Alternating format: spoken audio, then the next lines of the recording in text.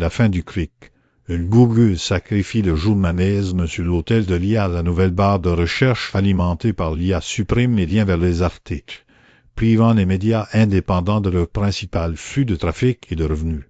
Alors que Google déploie massivement ses résumés générés par l'intelligence artificielle en réponse aux requêtes des utilisateurs, le modèle économique du journalisme en ligne subit un choc existentiel. L'annonce, relayée par Truthout via Najin Oulahi, Meya Chenwo et Ziggy West Jeffrey, révèle que les lecteurs sont désormais incités à consommer des synthèses instantanées plutôt qu'à cliquer sur les reportages originaux.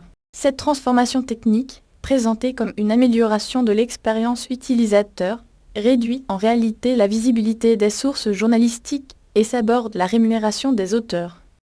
Dans un environnement déjà fragilisé par la baisse des recettes publicitaires, cette évolution pourrait précipiter la disparition de nombreux titres indépendants. Du moteur de recherche au courtier de contenu.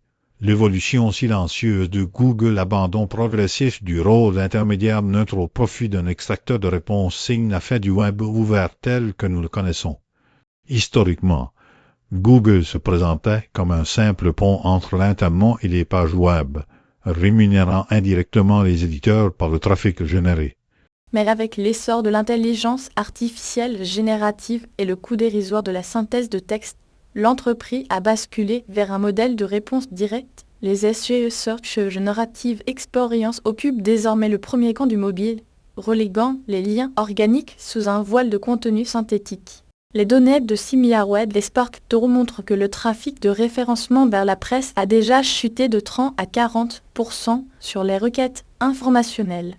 Pour les médias dépendants de Google, soit la quasi-totalité des pure players, cette mutation technologique équivaut à une expropriation numérique de leur audience. L'asymétrie de pouvoir.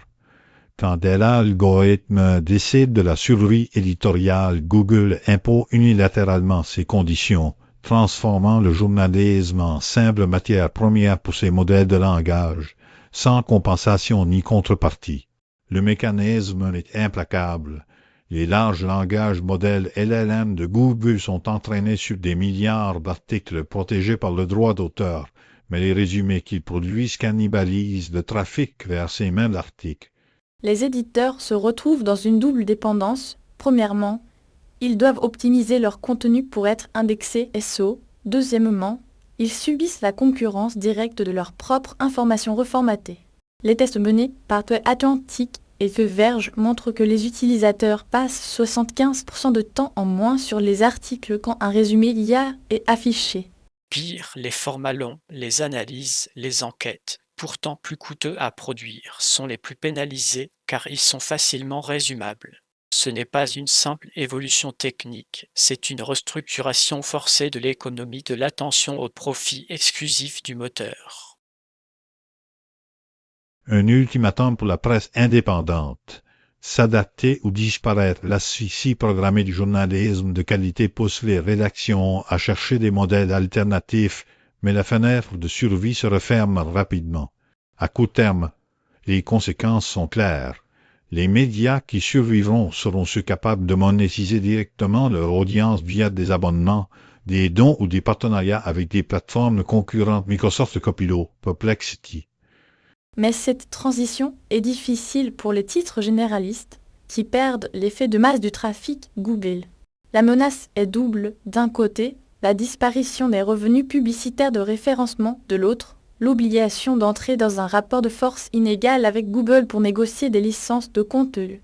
Sans une régulation antitrust européenne renforcée ou une taxe sur l'extraction de données à l'instar du droit voisin français, le journalisme indépendant risque de n'être plus qu'un vestige historique, remplacé par des flux synthétiques sans regard critique.